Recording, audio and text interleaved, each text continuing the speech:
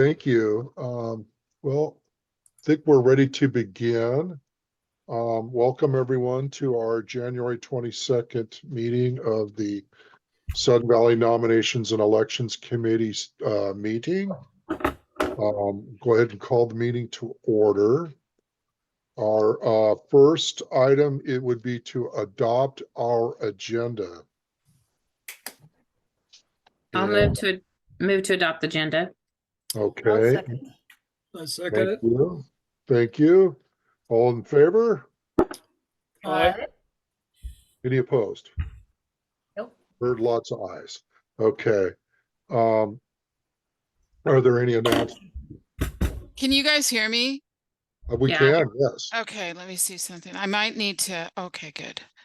I'm sorry, I'm gonna, It's all right. I might have to redo something. Are we recording? Are we? That's what I'm gonna change. I'm going to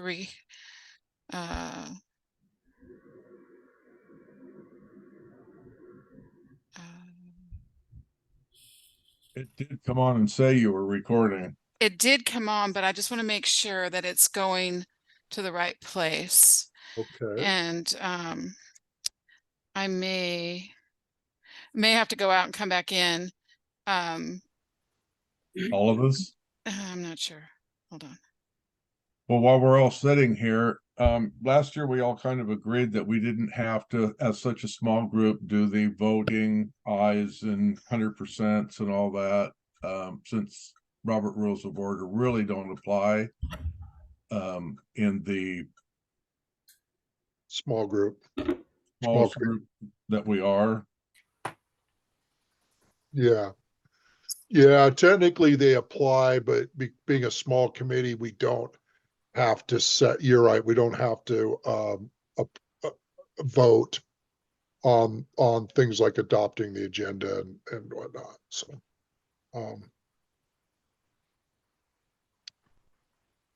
Morgan, we can just kind of hang for a second. I think No, I think I see that it's recording okay. and I think we're okay.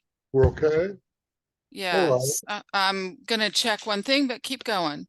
Okay. So I have a question about the Roberts Rules thing. So do we, I know kind of like the businessy administrative stuff, we don't have to as much, but like for a normal motion, which we don't always have a ton of business, but do we need that seconded in the whole thing, or is it more consensus, or how? I'm not sure.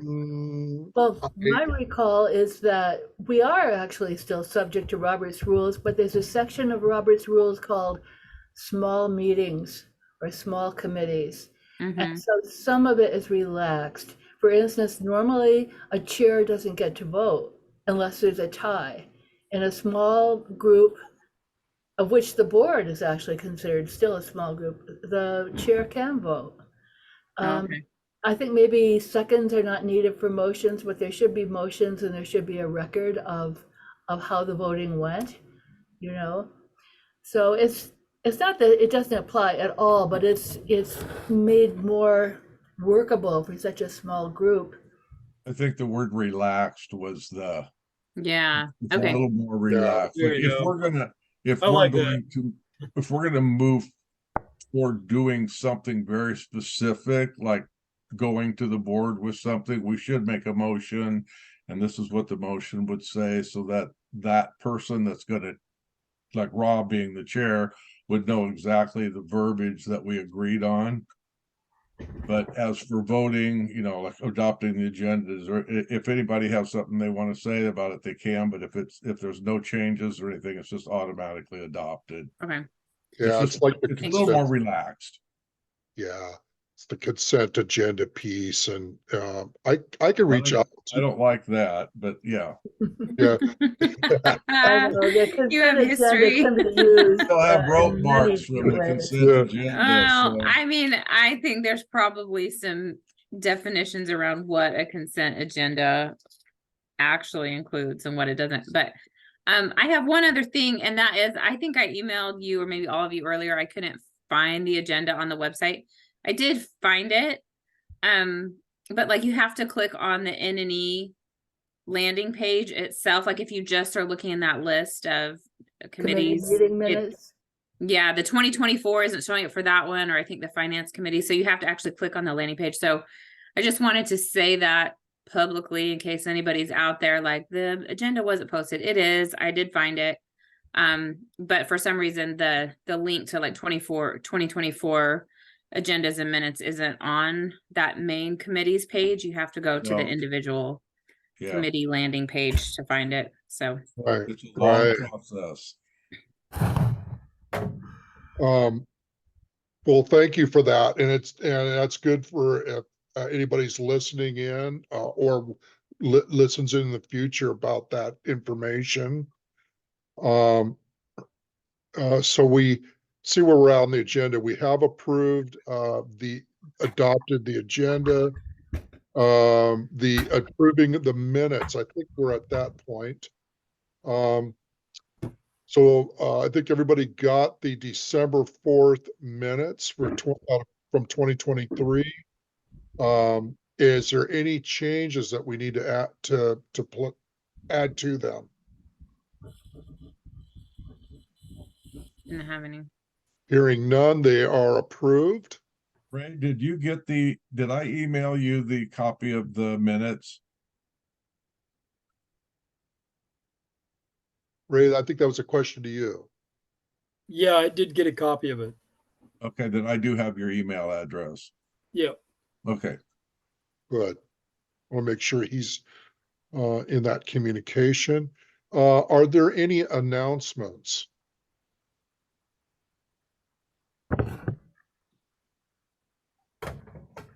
The only announcement I have is that the applications for the open board seat closed at close of business today. We received 6 applications. We'll get into more detail. I think we'll get into more of that detail when we get to item 6, but that we did receive 6 of them. That's Good. great. Yeah, that is really It's good. good to see the community interested in participating, Yes, I think, you know. yes. Do we have any property owners online with us, Morgan? I do not see any. Okay, we will go ahead and move into item 5 then, which is review of the Unilect 2024 contract. I thought Joanne might be joining us.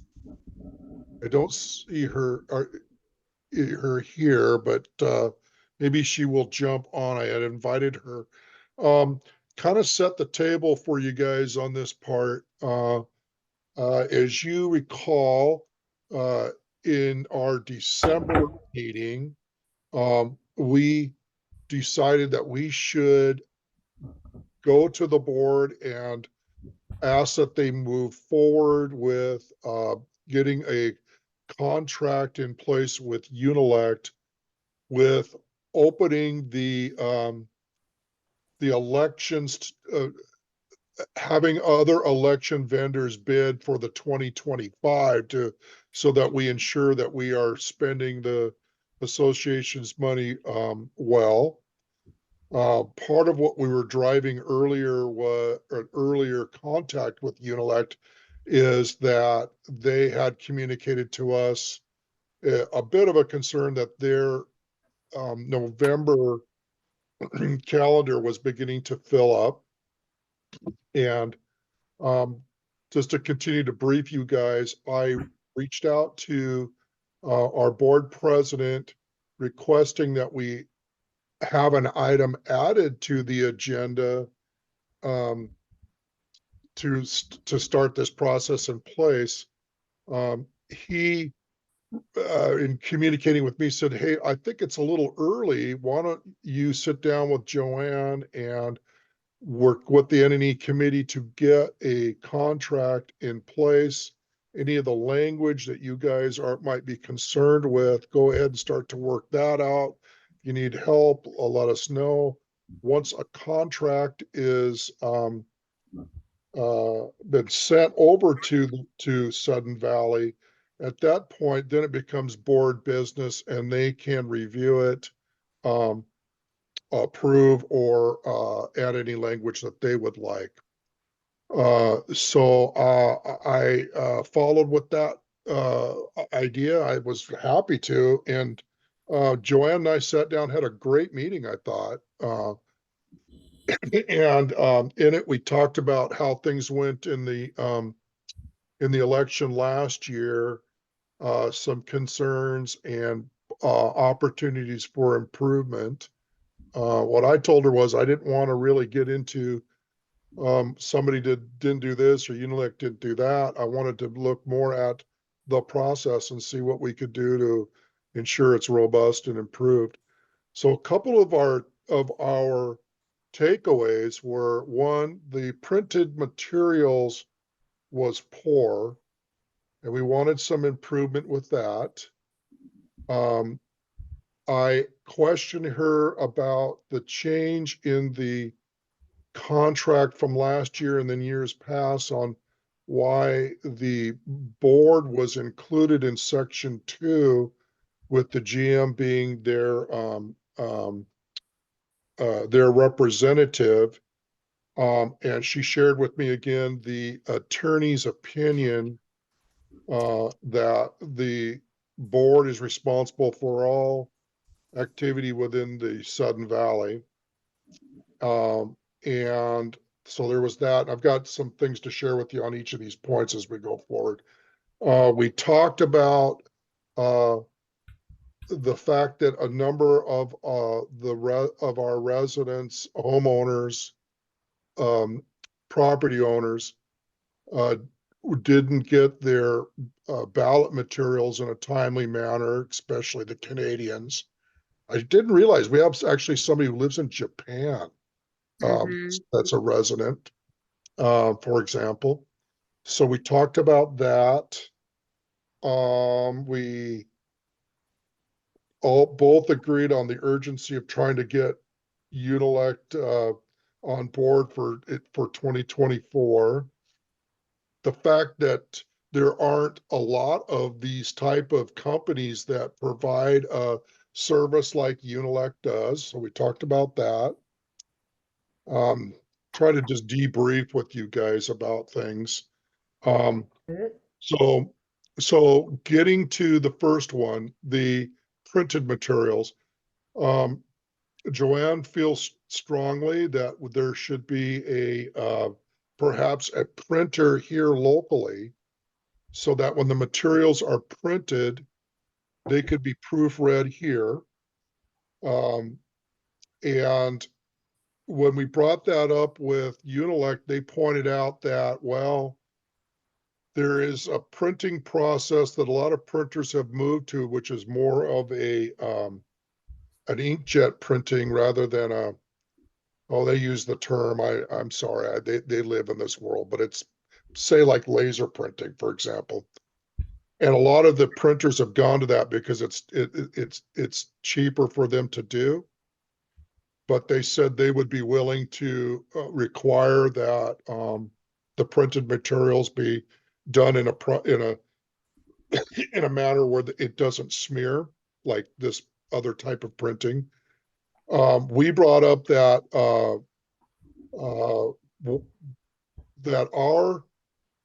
our files that we send down to them are set in an 8.5 by 11 format. And then as a PDF, it gets manipulated to fit on the small ballot material, the information booklet. And that is problematic because like you guys, like when you take a picture and you start to pull it out and it gets pixelated or push it in too far, there's problems like that.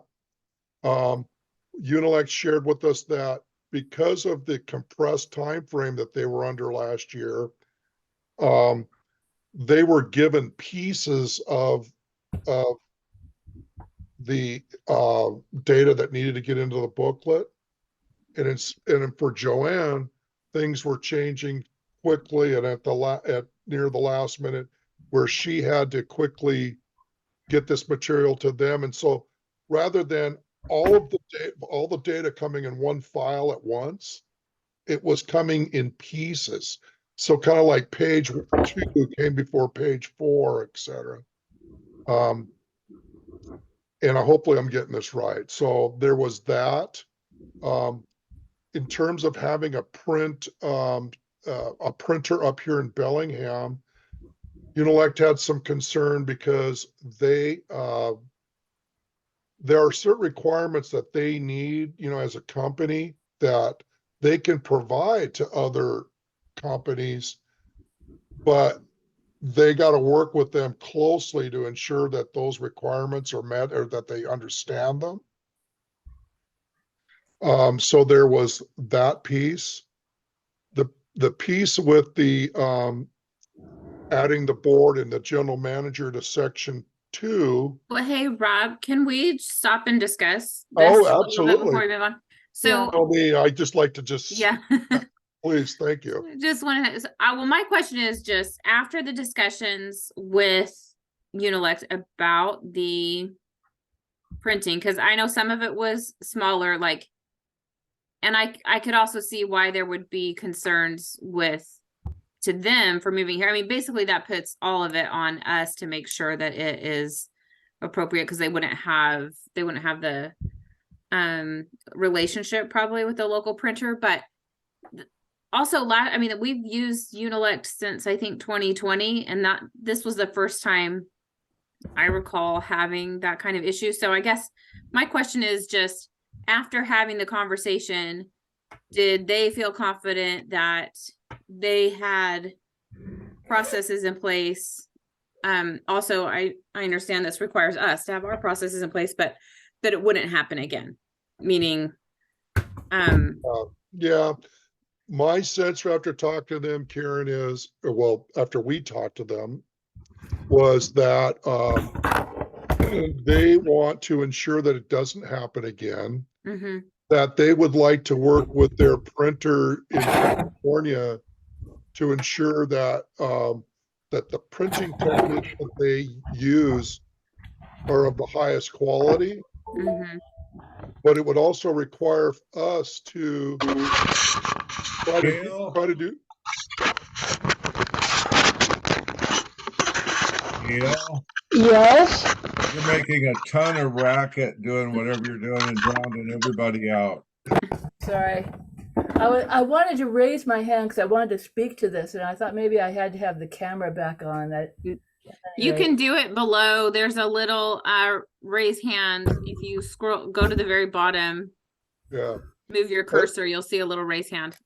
And team, I apologize. I know I get a little long-winded in answering the question. So, Oh yeah, it's okay, I guess. so I think long story short, I think they feel like they can ensure, and they didn't like the outcome either, but I think they feel like they could work with their printer and mainly make sure that they're using a printing technique that's not going to smear. And in terms of the small font or the small writing, some of that I think is just in some of it I think is us sending pieces of the data down. Go ahead, Gail. What I wanted to say is that it seems to me that the conversation with Unilect kind of went a little bit off track in this sense. The problems that we had would have been resolved if we had had the physical hard copy of the election booklet, not only an electronic copy. If we'd had in other words, if Unilect could have FedExed us or however, the physical booklet, we would have seen the small font. We would have seen the fact that the back of the ballot apparently had instructions that didn't relate to anything on the ballot. Those were the two problems that we had with the printing. So it's not an issue of the quality, laser versus inkjet or anything like that. As I remember, the central thing was that I don't think that Joanne got hard copy. I'm fairly sure that she didn't.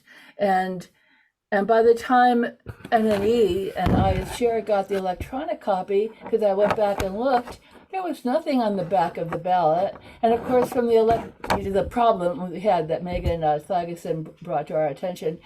And of course, electronically, I couldn't detect that the font was like 6 point, as opposed to like normally it's 12 or 10. So just wanted to share that. That I would think whatever happens, that NNE and the GM should have a chance to look at the physical booklet. And that might mean an overnight express of the hard copy, but that's $12, $15 to do that. It's not a big Yeah, bunch. and we're still in the early discussion with them. So that's a good process improvement as well. Well, and may I have one more thing with my little hand icon? See, Michael, just really quickly, my thought would be, probably is reluctant to give up the printing because they might have to change the price, right? I mean, all of this is part of their service, and if they reduce what they're offering, then obviously they want to probably do it for the price, at least the price they've been doing it in the past. We'll get to that because there's some pricing. We'll talk about that. So I see the Michael hand is up. It is. Michael.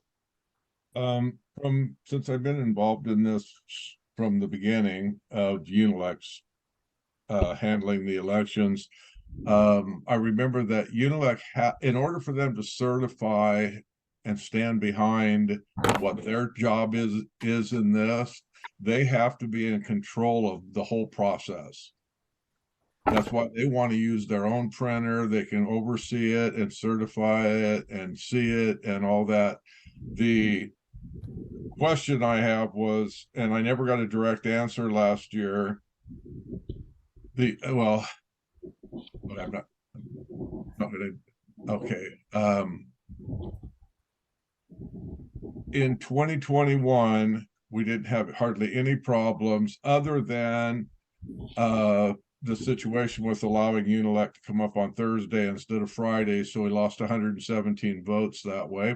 But that was the chair's doing. NNE's chair did that and agreed to let them come up on Thursday rather than staying till Friday at noon when their mail came in, and we solved that problem this year.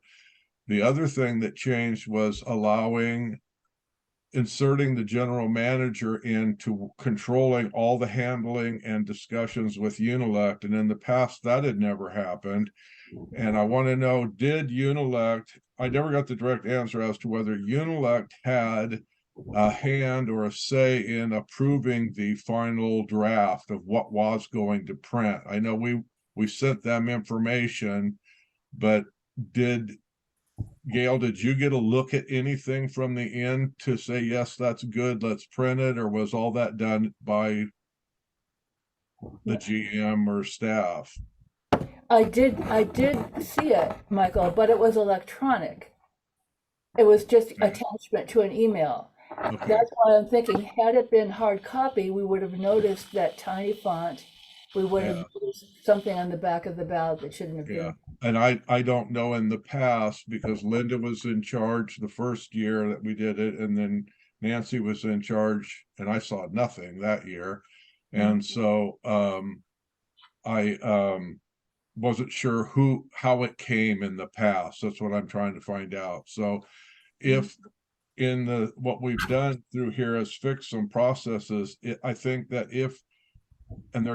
there is always adding something adds an expense to everything. So but if there is time and funds to get just a hard copy, bam, this is what it's going to look like, I think that'd be a good idea, and it could be asked. It's a simple question. So Michael, I know you're going to capture that item in the minutes, that hard copy. So there's more to the conversation and where we're at with the contract I want to share with you. Feel free to stop me as we go along. So when we got to, somebody's doing a bit of there's some clapping or something I'm hearing. We You could, know, we might want to just mute ourselves while one person's talking. And then put your hand up if you want to talk, and then you can be called on and unmute. I can see everybody's window. Yeah, so in regard to and Michael, you kind of alluded to this, the insertion of the board and the GM as the representative in section 2 of the contract. That was shared with me that that came as a request from the executive committee last year as a result of the attorney's opinion. And so I wanted to better understand that. So what I asked Keith McLean to share with us all of the N&E, excuse me, all of our attorney's opinions in regard to the N&E committee since 2020, and all of the communication that drove the request for those opinions, so we can understand the rationale of why they needed an opinion, and the specific question asked to the attorney. I asked this because mainly I just want our committee to be on the same page as to what the concern is, so that we are understanding.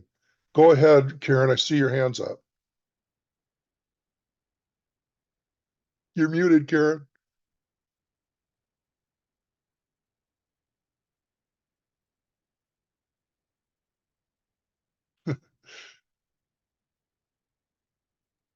Okay, sorry, the host had me muted. Okay, so couple of things I would say about that. If the executive committee last year voted to have this done, certainly you would think, and I wouldn't say the executive committee, I would say the entire board could elect to have this undone. I'm glad that you went ahead and asked for the attorney's opinion, how the question was worded, and if it was specific to this, I would be particularly curious about, and wanting to follow the rules and follow attorney's guidance. I would want to honor that, but the question I would ask almost is, does the board need to be involved in this? Or, I mean, because I went back and I read the bylaws again, and I understand that the board has the authority and really the responsibility for everything here. They have the ultimate responsibility. But in my opinion, the bylaws have delegated this portion of the responsibility to N&E, just like certain portions of the board's responsibility are delegated to finance to then report up to the board. And so I'm just going to read these so it's on the record. But the committee shall supervise the balloting during elections as set forth in Article 3, Section 3 of these bylaws. The committee shall supervise elections conducted by any annual or special general meeting. And then it goes on to talk about how you can't be on the board and N&E at the same time, except for the chair who's, so to me, there is, this is a board responsibility, and certain parts of it are delegated to N&E. And then there's a separation created to keep the board from being overly involved in this. And that's why N&E is also elected and various things. What's not in there anywhere is that the board delegates this responsibility to the GM. So to me, it's either the board does it, although the bylaws seem to kind of contradict that and say, actually, this is a responsibility of N&E, and we've created some separation, which is different than like a finance committee. It doesn't delegate that responsibility to the GM. So if it's going to be delegated, to me, it should be delegated per the bylaws, which is N&E. Now, of course, if N&E goes rogue and does crazy things, or we're just not doing it at all, of course, then the board steps in. But again, I would really like to understand where the attorney was coming from with that. Was it specific to N&E and elections?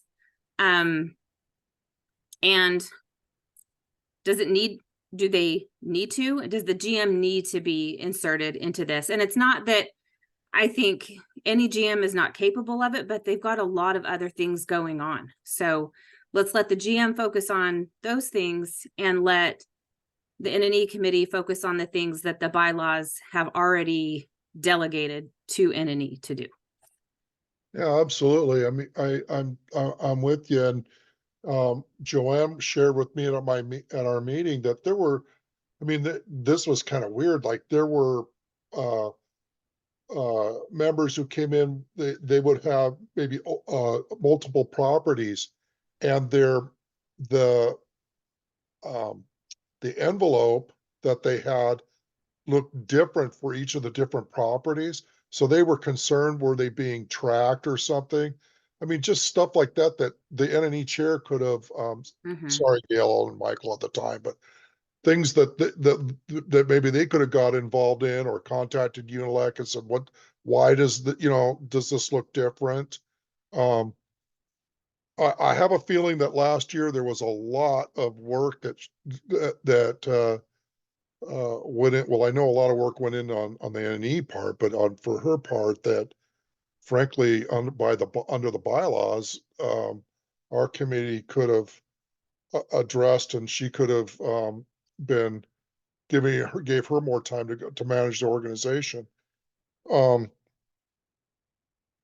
I'll just say that I think that last year, and this is all I'm going to say, is there was some concern that perhaps the committee might be behaving in a way that might have been biased. And I don't know what we did that might make someone feel that way, but there was a concern about some bias. And for me, I'm looking forward to this year. I believe that we have responsibilities that have been given to us under the bylaws.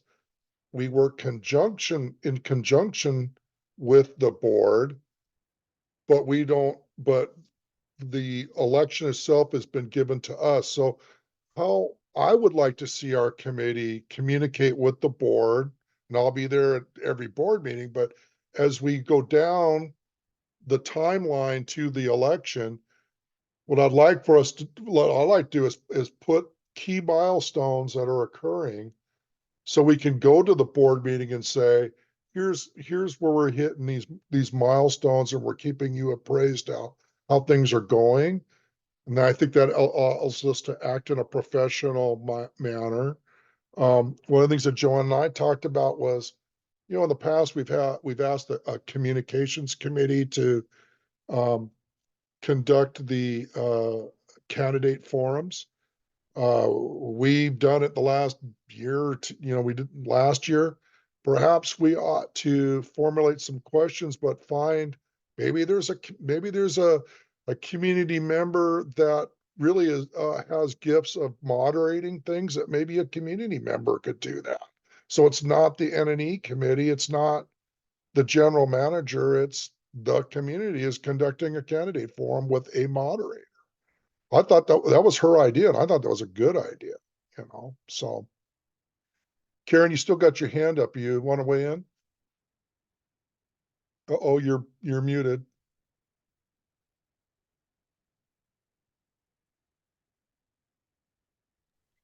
Okay, sorry, the host, it keeps giving me an error that says the host won't allow me to unmute. So, what I want to say early on is where you said the board had some feelings about how N&E was operating. And I think that's why the language is in the bylaws that says the board can't sit on N&E. I think that's specifically for that reason. The N&E has to absolutely operate within bylaws and governing documents and state law and all of that. But within that, if we're operating within that realm, again, I think the bylaws address this, that there's not undue influence from the board because of perceived bias. That's why N&E is elected. That's why there's a separation. The other thing I was going to say, hold on, I forgot. And in going with that, putting the GM in the middle of some of these things, like a lot of what has been discussed is maybe timeline issues and whatnot. Rob, you could remember when Linda was the chair and we weren't on task, like we weren't following the timeline that we as a board approved, she would let us hear about it, right? And that puts a GM in a really tough position. Those are her bosses. Or any GM. That's who signs their contract. And if you're going to kind of publicly say, hey, you guys are not doing your job, that puts that person in a really tough position. So I don't think it should be them. I think it should be N&E, because we're protected from that. We're not going to lose our jobs and our livelihood because we called out the board as a whole for not following their timeline or not getting things done, or, whatever, which Linda did. She was not shy about it, and we got ourselves back on track. That's very true. Gail, you got your hand up. You got the floor.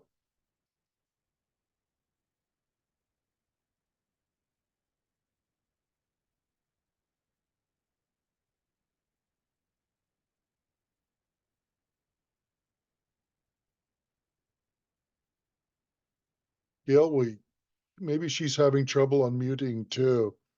Morgan, if you're there, would you unmute Gail? I'm not, yeah, I'm there, unmuted. yeah. There you go. Yeah, sorry. Okay, well, I just, basically, Karen, I really appreciate the way you put it, and I think it's excellent, and I think that was a central problem. Number one, lack of clarity, but probably underlying the lack of clarity was lack of trust, basically. For whatever reason, I don't think it was fair or accurate, but I think that the executive committee of last year's board viewed us as rebels or renegades or people had keep a close eye on us. But I want to speak quickly to the notion of letting the forums be run by the community.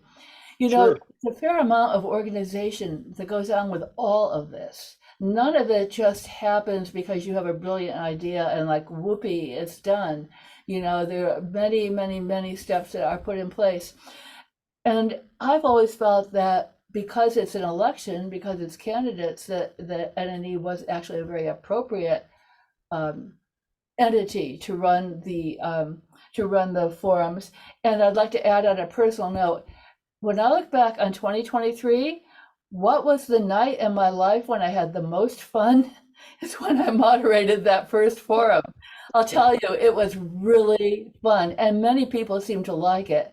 So just FYI, maybe it's a statement about how impoverished the rest of my life is. That was a highlight, but it really was. So at any rate, just two comments. Sure. And Sure. also, well, Rob, have you gotten all those legal opinions and communications? Or are you still waiting on them? I have not received them yet. I wanted to let I want to give a little bit of time, and we had snow. I'm going to be requesting an ECD, an estimated completion date. So, yeah. Okay. Michael, I saw both you and Ray have your hands up, but I don't know we're up first. So, Ray, go ahead, Ray. I know he's muted. Oh, sorry about that. They had a hard time unmuting. That's weird. Anyway, Karen, it's a pleasure to meet you. I'm Ray. And I agree with what Karen's saying, that the GM really doesn't need to be involved in what we're doing on this committee. That's why we are on this committee. And I'm new at this game, but definitely there's a difference between what we do and then having the board involved, unless they do oversee everything, but we're kind of like designated to do our job. And the GM doesn't really need to be involved unless there's some major issue. It should go back to the board. That's Right. my read on it. Thank you, Ray. Michael, did you have your hand up? I did. Real quickly, I'd like to say that I agree with Gail. I do not think, I think the N&E should handle the forums. and we shouldn't have to go through a sensory type process. The bylaws state what they state about Inani's role. The board was very clear and correct. One, they didn't want a communication committee for whatever reason that they had, but they did feel that Inani should handle the forums, and I think they were done well and everybody enjoyed them. And I would really push for that this year, is let Inani just handle the process. Period. That's what the bylaws state. Let's stick with it. Yeah, that's good. Guys, just to And- share, oh, go ahead, Michael. I'm sorry. Go ahead. And we've kind of beat this horse half to death. We should, unless there's something really big that we haven't covered, it'd be nice to move forward into the next thing, because we could talk for 2 hours on this one product. Yeah, I think we could. I just wanted to share with you guys. The idea wasn't so much to hand the forum, the candidate forum, over the entire forum over to the community. It would be the role of the moderator, the person that would come and ask the questions, might be somebody from the community, but more later, you guys. This is early on. The other thing I just want to tell you and leave, and then we'll move to the next item. So where we're at with Unilect is Unilect has penciled us into the first Saturday in November for our AGM. So they're holding that date until we get the contract signed. We committed to them to use them as our vendor this year, but we wanted to work out the details of the contract, so that's why they're holding that date. We didn't want them to feel like, hey, hold this date for us, and gee, we might be out talking to other vendors. We asked them to send us a contract with modules. One module might be, well, if you were going to have your own printer up in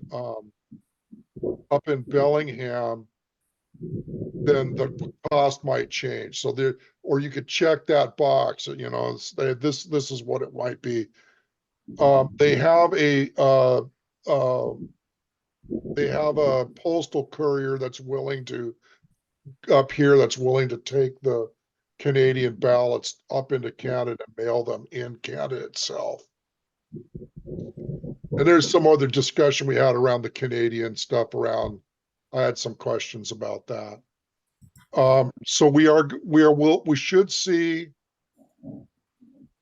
I don't know, I don't want to say next week, but we should see a draft contract that we will look at first and review and put our comments, our concerns that we could take to the board, and I would share that with the board, and I'm sure the board will have their concerns, and we'll discuss that as well at the board meeting. So mainly I just wanted you guys to know what we talked about. We have the date for this year, and more will be revealed in regard to the contract. Gail, your hands up?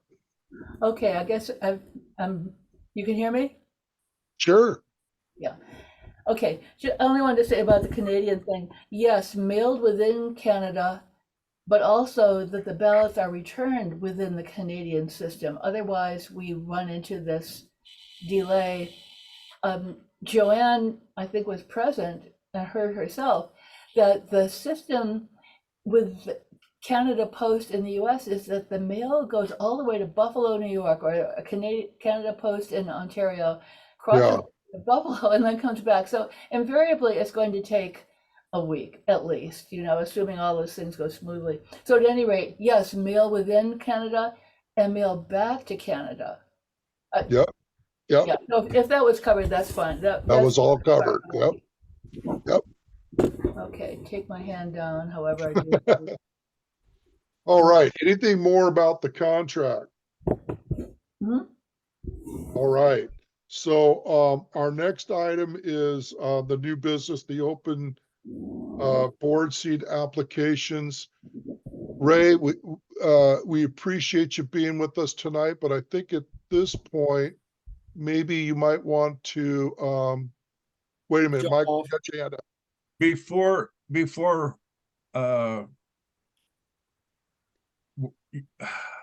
before Ray leaves, if we're gonna have a process here of a discussion on, I know Gail's email said that she wanted to kind of discuss the process, like when like before you reveal any names and we talk about anything,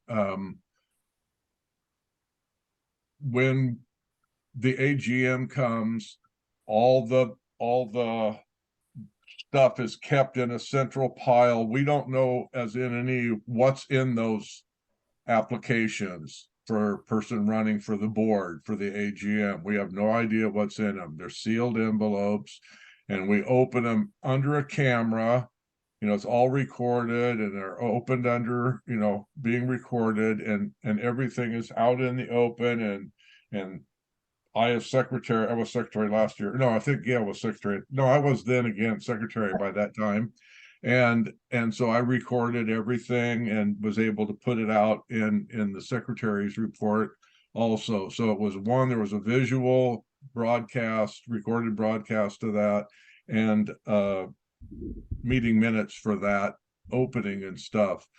For the life of me, well, actually, I've never been involved in the process of what we're going to do for an appointee. Like if somebody steps down and then we get these packets. I think Gail alluded to the fact that this should all be done the same way, if I'm understanding her email correctly. And so I think Ray should stay and we could be in a short conversation about, you know, figuring out, we don't have to solve it tonight, but figuring out how do we handle this going forward and for any committees ahead of us. That's part of our job, is to, as we see things, you know, we want to be able to put it in the N&E manual for the future people to be able to handle these things. And so, you know, if you're not going to go into the naming of names and all that yet, I think Ray could stay and we can get his opinion.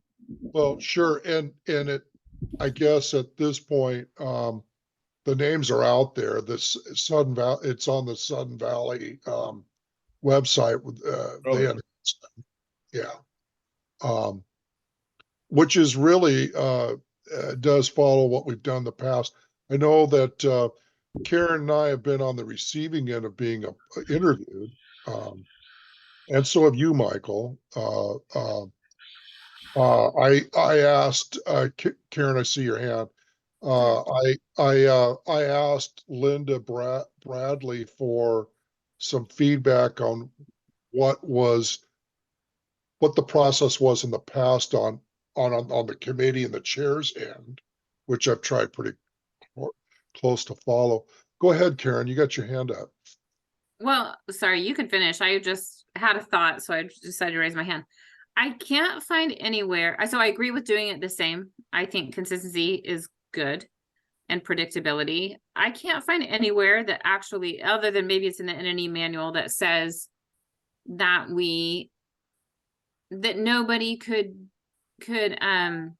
know the identities of those people that have applied, like for the AGM. And just in discussing it last year, and I don't think you go and share it out, but it kind of would be nice for the chair only to know who those people are and be able to possibly communicate with them, like, hey, just so you know, this is going to be due at this time and whatnot. So I know there's benefits to both sides of it. But it is kind of interesting that, like, there is all that talk about it, it has to be secret and we don't even open them until this time. And I know that's tradition, but I can't find anywhere other than the N&E manual that it states that. Yeah. But then for, a vacancy, we really don't have any of that. And so I would what is the best process, because, you know, if you had some of that information earlier, like for the AGM, I could imagine, and I would think this would be done for vacancies too, like, hey, you're missing this piece. Can you fill that in or whatever, you know? Well, in this case where we have people who are applying for an open seat, the activity is really condensed because today was at close of business was the last day. I have only a few days to coordinate with the applicants for their interviewing, which is going to occur on Thursday. There's at least one case where somebody is going to need to be interviewed via Zoom because of an important prior commitment. So there's all of this stuff going on that I need to, that kind of balls in the air that I was kind of working behind the scenes a little bit, you know, where if But I we do didn't have, know the- we have that for the AGM too, where they have 2, 4, 5 days before the final version has to be submitted for print in the ballot book. You know? Mhm, yeah. Yeah, I'm talking about coordination to make sure that people are available to come and enter. There's that. Yeah. But it's same with getting their information, you know, making sure they have their bios and their whatever submitted for it's a pretty quick turnaround. Yeah, And we talked a lot about that last year, like trying to get that information beforehand, and kind of the thought was then like, oh no, we can't, you know, NNE can't have that information before we do the official unveiling. well, But it creates some challenges. yeah, Gail, I do see your hand.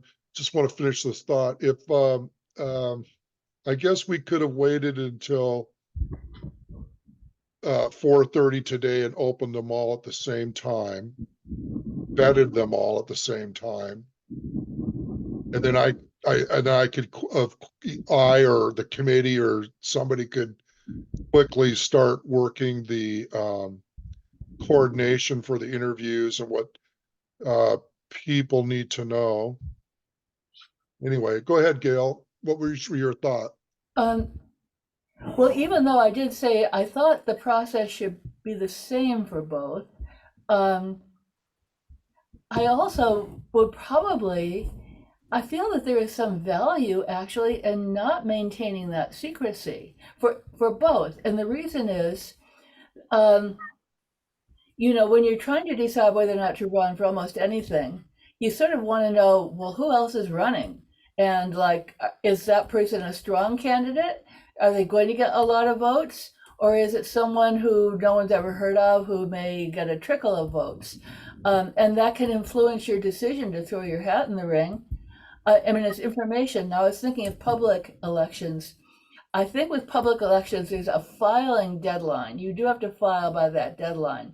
I don't know that the bureau or organization that runs that, probably the, you know, county elections department or whatever, is publishing when the applications come in. Usually it's the candidates who go ahead because they want to get a head start. You know, they'll say, hey, I'm running, I've made my decision, today's my kickoff, today I've done this, today I've done that. But it's not that I think that we should be necessarily secret, nor do I think that we maybe have to come to a decision tonight. But it seems to me there could be value in letting folks know, because basically, you know, to have a strong community, we want to have people who want to be involved, and people will make that decision whether or not they want to be involved. To some extent, I think they know it's going to cost them time and money, partly to be a candidate, but certainly, you know, it will use up their time for sure, and maybe some money if they actually succeed. So I'm just being a voice, not a devil's advocate, really, because I've been thinking about it, thinking, would it be stronger for the Valley if this information was as applications come in, it's made public, or should we rely on the candidates themselves to do that? Yeah. Yeah, obviously there must have been some reason why we put the practice in place to be secret and then open them all at the same time. Maybe something happened in the past that drove that. Karen, you got your hand up. Go ahead. You got the floor. Yeah, sorry, I keep thinking of things. The other thing I was thinking of, I hadn't ever participated in the great unveiling of the envelopes, even when I was a candidate, which I guess is embarrassing, but I think I was on vacation. I think it would be really awkward if sometimes things happen, you know, and someone is behind in a payment or they have a fine that maybe they don't like. To me, that would be so awkward and like it's live, it's streaming it, we publish it. People in the past were invited to come, and I don't know. Again, I think I would consider public, like Gail is talking about, just letting people know as that they come in, but even just the chair and a member of staff to just vet them and follow up and make sure they have all their information. For the years I've lived here, oftentimes there is a situation with someone not having all of their information in, and maybe they're out of pocket for the 2 days in between. But I would sure hate for someone's at the AGM, at least, for their envelope to be opened and for it to be said out loud to the whole community, they're not in good standing. To me, that would be super embarrassing. And if nothing else, I think we should have a process in place to deal with that before that happens sometime. Because I don't think that should happen. I think that if someone's willing to put their name out there, we should at least privately check whether they're in good standing or not. And then it can be said, you know, validate that they are, but we shouldn't be looking for the first time. Then I would sure hate for that to be the way somebody found out that, you know, they were behind a couple bucks or they missed this or that or whatever. Yeah. Yeah. Go ahead, Michael. I see you got your hand up. You got the floor. I know this isn't in our agenda of what we're going to do this year. But I know we never got the N&E manual approved last year with all the work that we put into it. And I'm sure that in February, we can put in the agenda to discuss the update and approval of the N&E manual. Maybe we should add this process of candidates. How do we handle this? Why was it done the way it was? And should it and could it be changed? That's a good idea.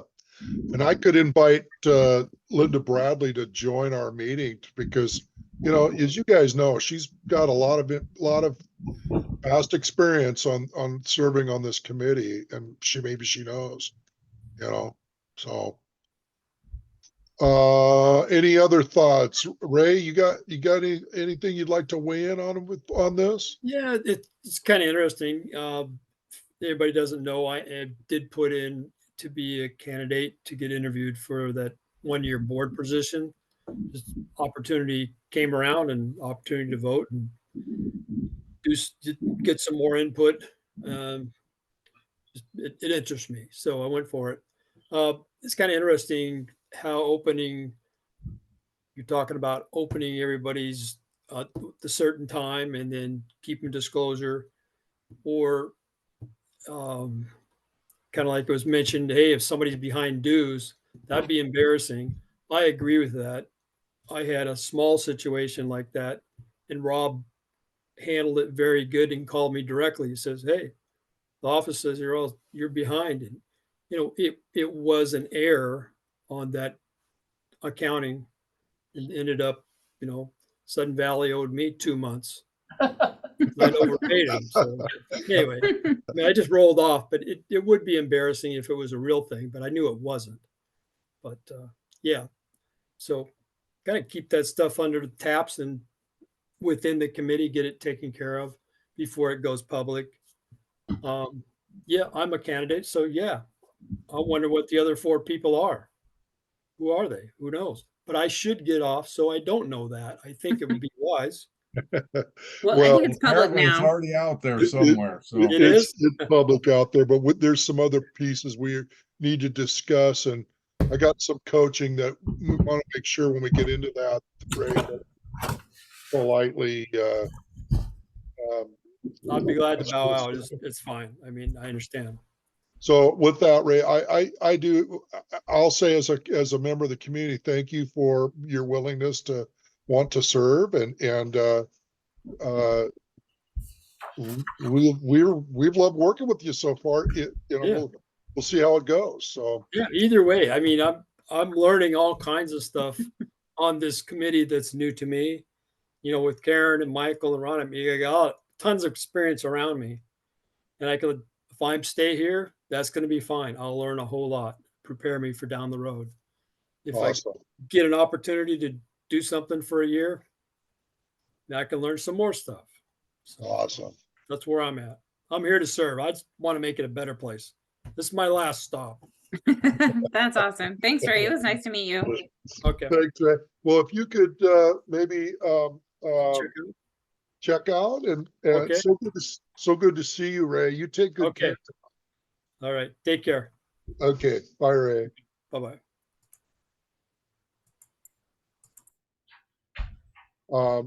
So you guys, I just want to let you know, it's probably, you may have seen on the website, we have 6 candidates. They are, Martin Cooper. This is in the, Go slow so I can write.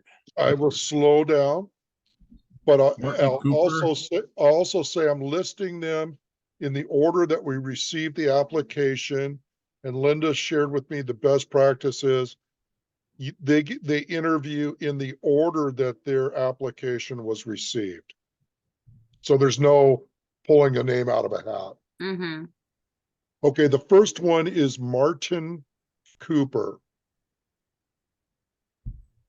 Martin has a, I want to get, he has an important appointment and he will be interviewing via Zoom.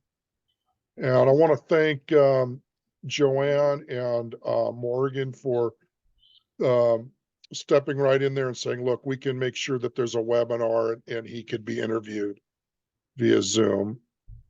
And by the way, the executive committee jumped in right away and said, oh yeah, we will do that.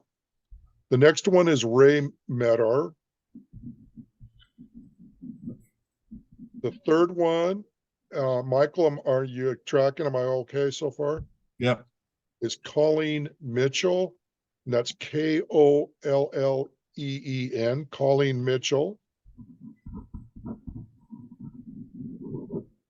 The fourth one is Rickland Asai. And Michael, you can get their spelling off the website. Where at on the website? It's in the community, it's in the announcements. It says All right. member applications. So Rickland, what? Rickland Asai, How's that spelled?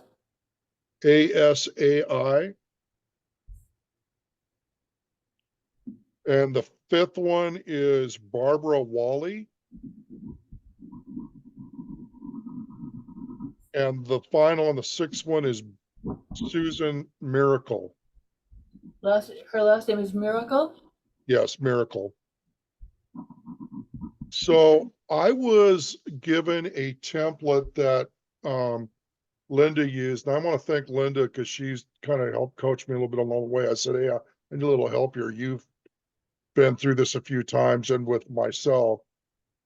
The process is that on Thursday at starting at 6, there'll be the interviews. Martin will, of course, will be number 1 via Zoom. Let me back up. I was given this template and I'm sending this email out tonight right after we get off the meeting to the applicants, giving them this information. What day? January 25th, starting at 6. I've asked them to gather in the recreational area downstairs by 5:45. There, I'm going to ask for some help because I can't go upstairs. Is any of you in the committee going to be in the valley that evening, and B, willing to be downstairs to kind of gather the folks together and bring them up. Hi, Michael. I see I your hand. will. Been there, I done. I can, yeah. Okay, thanks, Michael. So they would gather 5:45, make sure everybody understands what's going to happen. And then they would be escorted up when we're ready for the next person in their order. I shared with them in this email that they would be given 5 minutes to provide an opening statement, their background, their reason for running, whatever rationale, you know how opening statements go, for them to give that opening statement. And then the board would be using the rest of the time to ask any individual questions that they might have. Once all of their questions have been asked, they could go and sit in the audience and listen to the rest of the interviews. When all the interviews are done, the board would vote and do it by secret ballot.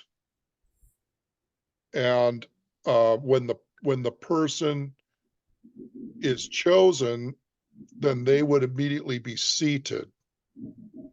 If that person that is chosen is a member of our committee, or because Ray's on there, he would need to immediately resign. And that would be the first thing that he would do, is sit down and say whatever he's going to say. But in that would be, I'm resigning. So there are 6 people, and when I was interviewed at one point, there was and Karen, I think this was the same time you and I were both interviewed. There was a lot of people on there. And so what happened was all of the people who were interviewed, all of them were eligible for a vote. And then when it got down to the first ballot, what they did was they eliminated the bottom 2. Seems about right. I think they interviewed Oh, yeah. there was more than 6 of us, Karen, wasn't it? Yeah, I think it was 8 to 10. And I think, wasn't there a process? This would be a good question for Linda. It seems like there was a process whereby they had to go maybe 2 rounds of just straight voting before anyone was eliminated. Yeah, that's right. So people could change their vote. So if they saw like, oh, it's like 3 and 3 and 3, then people could change their votes. But it was 2 or 3 rounds of that, and then they started eliminating, I think, just 1 person or maybe 2 off of the bottom or something, until you got to 2 candidates. And then it was, a majority. I mean, anytime a majority wins, or a person gets the majority votes, they take it. But we had that situation, and maybe even another time, I'm not positive, where it didn't quickly get to a simple majority. And so there's a process where that happens. Yeah. I will get with Linda. I think you're right. I think it was 2. And I think it might be in Robert's rules, but I remember they stated something official was stated that just because of the sheer number of candidates, that the chances of coming up with even a simple majority on the first vote were slim. Well, we want to make sure we're fair and aboard. Michael, I see your hand, and Gail, but hang on a second. I will get with Linda and Michael. When you bring the last person up and we get ready to vote, would you be willing to take the little secret ballot slips from the board members? Because it'll be hard for me to roll around to grab all those. Yeah, I can. I can do whatever needs to be done. I'll be there. My Okay. thought was the time that I was interviewed, all the interviews were done on Zoom. We didn't go there in person. We did them all on Zoom. So I didn't have to sit there and watch the vote and all that. And my thought was, I think it's fine that each person comes up and they sit there and they can hear what the other interviews are and the questions that were asked each interviewee. I personally think they should all go downstairs while this process is being done and then be brought back up for the final call. I wouldn't want to sit there through this process and hear how it was, the voting was done. I mean, to me, it would be, I have enough trouble with self-esteem as it is, so I would get my feelings hurt and leave. Yeah. So I would suggest that it's okay that they can all sit there and listen and see the whole process, but when it comes to the vote, they could all go back downstairs and sit until it's over and then bring them all back up. That's Okay. my suggestion. I mean, Yeah. That's a good suggestion. Gail, what was your thought? Well, so yeah, this is good. Michael would gather the ballot slips and then hand them to you, Rob, and you read them round by round by round. Yes. And then when the board is questioning the candidates, is it all ad lib, or is each candidate asked the same questions? And is this an important issue or not? Yeah, well, good point. I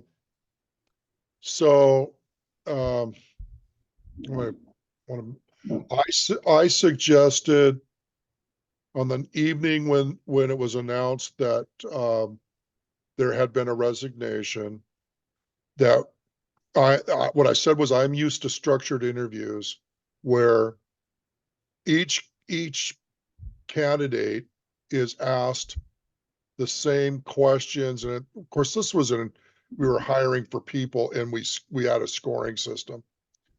But I still think that in something like this, it would be good if you ask the exact same questions, then you are making your decision based on people's responses. In the past, I've seen it where it was well, I don't think I've ever seen it done that way. It's always been ad-libbed. And in some cases, it got a little more structured. There was each board member asked the same question. So that got a little better. In my case, there was somebody who wasn't really a question. I'll just leave it like that. So I made long story short, Gail, I made the suggestion that maybe the N&E committee could assist and provide some questions, and no one really took me up on it. So go ahead, Karen. Yeah, I feel like I had the same experience, maybe not as bad as yours, but there were some questions that were not We're not questioning. not productive. That's what I'll say. So I don't know what ability to influence that N&E has, but I would certainly put it out there that this is not a time to belittle or say anything questionable to any of the candidates. At the very least, I would say they all have one question, right? Like we're not going to turn it into a debate or whatever, which I feel like I maybe have seen too. They each get the opportunity to ask. Also for the for time's sake, they all have one question that they can ask, and the person answers it, and the end. It's not a debate. Right. And even though I don't get a vote, I'd probably still ask a question, because I'm not very shy. What can I say? Michael. I know what, I understand what Karen was saying, and I'm hoping that we have a board that's gonna end the two-sided process here and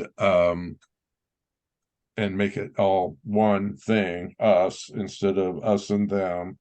And the other thing though is in the questioning, each person's gonna have a little bit different life experience that they're gonna present, and so the questions kind of can't be cookie cuttered because we're not all cookie cuttered. And so there's going to be some need for flexibility, but it's got to be for the good of the community, the questions that they're asking, and for expertise or whatever, however it's done. But anyhow, that was that's it. Thanks, Michael. Gail? I just wonder, Rob, if you now have timed this out. You've got 6 people. We've got 8 board members, assuming they all come. They each get 1 question. So let's assume that it takes them half a minute to ask their question. And then the person responding needs 2 minutes. I mean, didn't do the calculation yet, but can you squeeze all this into an hour? Or it's important to sort of have an idea of how this thing is going to happen, and are you going to limit the answers, maybe even limit the timing of the questions so that you can get through it without, without running until 10 o'clock at night. Well, Is I all think, this going to be done prior to a board meeting? yes, So I think This should be a totally separate thing that they do, and then they should just not have a big agenda for this night. yeah, I haven't seen the agenda packet, but what I will say is typically it's done prior to a board meeting, and the person that is chosen is immediately seated and allowed to join. Not allowed, they are part of the board, and they join in and have a full voting power. Yes, an hour was set aside, but I don't know if when that was done, whether anybody realized there'd be 6 people. This could easily turn into an hour and a half. Yeah. I think longer than that. If every board member asks a question and each question takes 3 minutes, the asking and the answering, that's 24 minutes of questioning plus 5 minutes of introduction. So that's 30 minutes per candidate. Now you could pare that down and have it 2 minutes, and then you have 20 minutes per candidate, but 20. And You've burned your hour before you've burned your hour before you even started a voting process. right. Which I think is fine, but everybody just needs to have that expectation, right? Like this is probably going to go an hour and a half to 2 hours, including the voting and all of that. Just of the deciding on the candidate, which is fine. This is an important thing. Yeah. But everyone needs to kind of understand, and maybe we can put, you can put some time limits around it, or we can discuss it to have it be a little bit more streamlined, but and there's just going to be transition time in between going and getting the next candidate and bringing them up. That's going to take time. So I'm saying it's going to be at least 2 hours.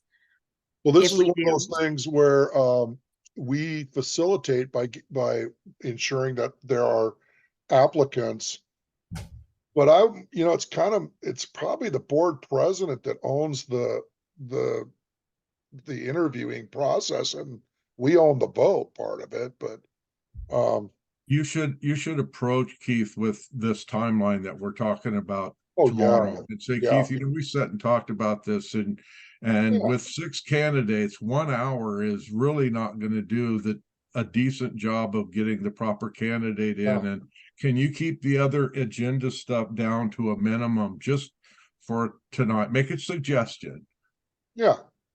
No, I work well with I work well with them. The other thing I was going to say is it's going to take a while for people to come upstairs with you too, Michael. Yeah. I mean, by the time someone sits down and you come up, Yeah, 'Cause it's I not think like they're on deck, right? Like right there. They can't be right outside the door. They're downstairs. It's going to take some time. Yeah, so I'm thinking, I'm gonna be texting you saying, hey, Mike, it's time to bring the next one up. Okay. So, no, this is all really good. Gail, I see your hands up Yeah. again. Just to follow up, and it was, I think, partially answered. I wondered if you, Rob, as NNE chair, were going to be the de facto chair of this process, but you think, or there's some talk that maybe it would be Keith. My experience has been when I was interviewed, Uh-huh. was the NNE chair brought me up as a potential, let me rephrase it. The NNE chair escorted each person up from downstairs, Uh-huh.